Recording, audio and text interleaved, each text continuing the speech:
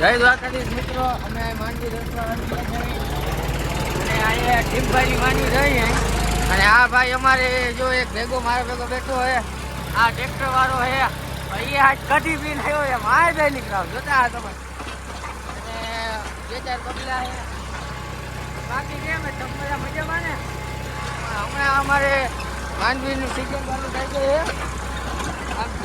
તમે લોકો જોઈ શકો, આ બધા મજૂર છે, તમે લોકો જોઈ શકો,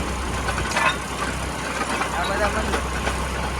ટ્રેક્ટર વાળો ડૂબતો નથી ભાઈ. હવે આ બધા મજૂર કામ કરે છે.